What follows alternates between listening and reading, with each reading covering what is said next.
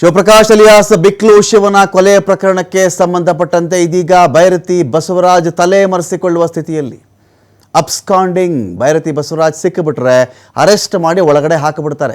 ಮಾಜಿ ಸಚಿವರಿವರು ಎಲ್ಲಿ ಸಿಕ್ಕರೂ ಬಿಡಲ್ಲ, ಕಂಡು ಕೂಡಲೇ ಅರೆಸ್ಟ್ ಮಾಡ್ಕೊಂಡು ಬಂದು ಜೈಲಲ್ಲಿ ಕೂರಿಸ್ತಾರೆ. ನ್ಯಾಯಾಧೀಶರ ಮುಂದೆ ಹಾಜರುಪಡಿಸ್ತಾರೆ. ಅವ್ರು ನ್ಯಾಯಾಂಗ ಬಂಧನಕ್ಕೆ ಒಪ್ಪಿಸಿದ್ರೆ ಅಲ್ಲಿ ಹೋಗಬೇಕಾಗುತ್ತೆ, ಇಲ್ಲ ಕಸ್ಟಡಿ ಕೇಳಿದ್ರೆ ಕಸ್ಟಡಿಗಾದರೂ ಹೋಗಬೇಕಾಗತ್ತೆ. ಇರಲಿ, ಸಚಿವ ಬೈರತಿ ಬಸವರಾಜ್ ಕರ್ನಾಟಕದಲ್ಲೇ ಇಲ್ಲ. ಈಗ ಕರ್ನಾಟಕದಿಂದ ಎಸ್ಕೇಪ್ ಆಗಿರೋದು ಬೈರತಿ ಬಸವರಾಜ್ ಅಂತ ಮಾಹಿತಿ.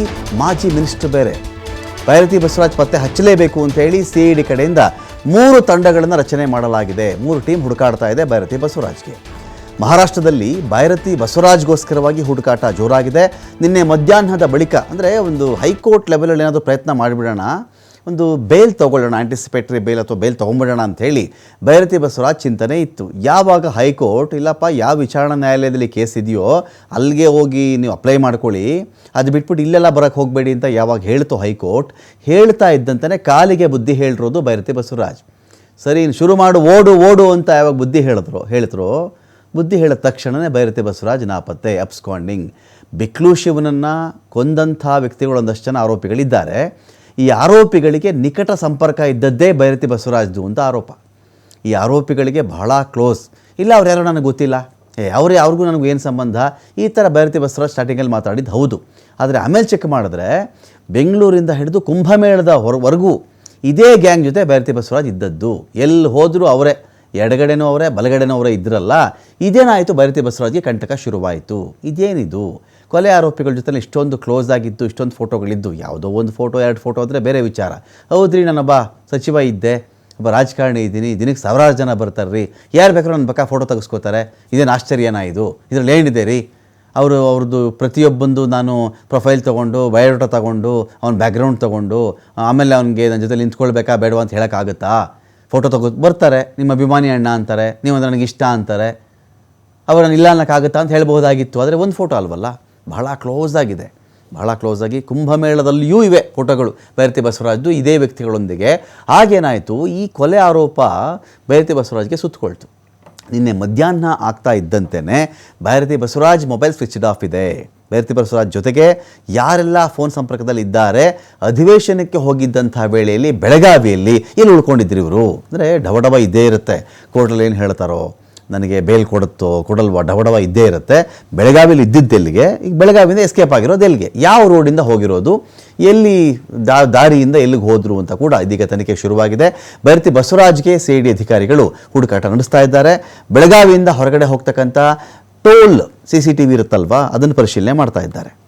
2025 ಜುಲೈ 15ಕ್ಕೆ ಬಿಕ್ಲು ಶಿವನ ಮರ್ಡರ್ ಆಯಿತು. ಹಲಸೂರು ಕೆರೆ ಸಮೀಪ ಬೆಂಗಳೂರಲ್ಲಿ ಮರ್ಡರ್ ಆಗಿದ್ದು, ಕಾರಲ್ಲಿ ಬಂದಂಥ ದುಷ್ಕರ್ಮಿಗಳು ಅಟ್ಯಾಕ್ ಮಾಡಿ ಹೊಡೆದು ಬಿಸಾಕ್ತಾರೆ. ಘಟನೆಗೆ ಸಂಬಂಧಪಟ್ಟಂತೆ ಬಿಕ್ಲು ಶಿವನ ತಾಯಿ ವಿಜಯಲಕ್ಷ್ಮಿ ಕಂಪ್ಲೇಂಟ್ ಕೊಡ್ತಾರೆ. ಭಾರತೀನಗರ ಪೊಲೀಸ್ ಠಾಣೆಯಲ್ಲಿ ಕೊಲೆ ಪ್ರಕರಣ ದಾಖಲಾಗುತ್ತೆ.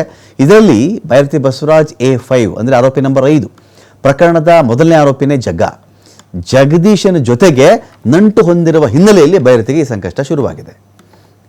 ಇಟ್ಟಿಸ್ಕೊಳ್ಳೋಕ್ಕೆ ಇದೀಗ ಸಂತೋಷ್ ಪಟೇಲ್ ಬೈರತಿ ಬಸವರಾಜ್ ಸುಳಿವು ಏನಾದರೂ ಸಿಗ್ತಾ ಇದೆಯಾ? ಮಾಜಿ ಮಿನಿಸ್ಟರ್ ಇದೀಗ ಅಧಿವೇಶನ ಒಂದು ಕಡೆ ಮುಗಿತಾ ಇತ್ತು, ಆಂಟಿಸಿಪೇಟರಿ ಬೇಲ್ ಒಂದು ಕಡೆ ಕ್ಯಾನ್ಸಲ್ ಆಯಿತು, ಎಲ್ಲಿ ಓಡೋಗಿರೋದು ಬೈರತಿ ಅಂತ ಈಗ ರಮಕಾಂತ್ ಏನು ಬೈರತಿ ಬಸವರಾಜ್ಗೆ ಈ ಮೊದಲಿಂದ ಕೂಡ CID ಅಧಿಕಾರಿಗಳ ಆತರ ಮೇಲೆ ಕಣ್ಣನ್ನು ಇಟ್ಟಿದ್ರು.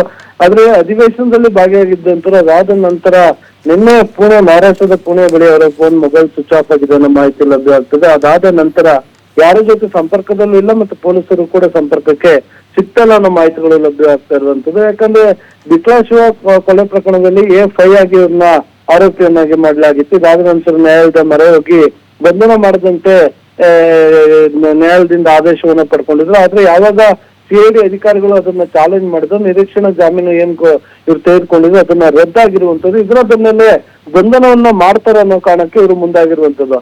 ಅಂದ್ರೆ ಕೋರ್ಟ್ ನಿರೀಕ್ಷಣಾ ಜಾಮೀನನ್ನ ರದ್ದು ಮಾಡಿದೆ ಅಂತ ಹೇಳಿದ್ರೆ ಈ ಕೊಲೆ ಪ್ರಕರಣದಲ್ಲಿ ಬೈರತಿ ಬಸವರಾಜ್ ಇನ್ವಾಲ್ವ್ ಆಗಿರೋದಕ್ಕೆ ಸೂಕ್ತವಾದ ಸಾಕ್ಷ್ಯಾಧಾರಗಳು ಖಂಡಿತವಾಗಿ ಸಿಕ್ಕಿರ್ತವೆ ಅಂತಾನೆ ಹೇಳ್ಬೇಕಾಗುತ್ತೆ. ಯಾಕಂತ ಹೇಳಿದ್ರೆ ಯಾವುದೇ ಕಾರಣಕ್ಕೆ ಹೈಕೋರ್ಟ್ ಆ ರೀತಿಯಾಗಿ ನೀಡಿರುವಂತ ನಿರೀಕ್ಷಣಾ ಜಾಮೀನನ್ನ ರದ್ದು ಮಾಡೋದಿಲ್ಲ. ಇಲ್ಲಿ ಈ ಪ್ರಕರಣದ ಪ್ರಮುಖ ಆರೋಪಿ ಆಗಿದ್ದಂತ ಜಗದೀಶ್ ಏನಿದ್ದ, ಆತನ ಜೊತೆಗೆ ಇವ್ರಿಗೆ ನಿರಂತರ ಸಂಪರ್ಕ ಇದ್ದಿದ್ದಿರ್ಬೋದು, ಅವ್ರ ನಡುವಿನ ವ್ಯವಹಾರಗಳಿರ್ಬೋದು, ಅವರ ನಿರಂತರ ಫೋನ್ ನಲ್ಲಿ ಮಾತನಾಡಿರುವಂತದ್ದು ಇರ್ಬೋದು. ಈಗ ಬೇರೆ ಬೇರೆ ಅದಕ್ಕೆ ಬೇಕಾಗಿರುವಂತ ಸೂಕ್ತ ಸಾಕ್ಷ್ಯಾಧಾರಗಳನ್ನ ಸಿಐಡಿ ಅಧಿಕಾರಿಗಳು ಎಸ್ಟಾಬ್ಲಿಷ್ ಮಾಡಿದ್ರು.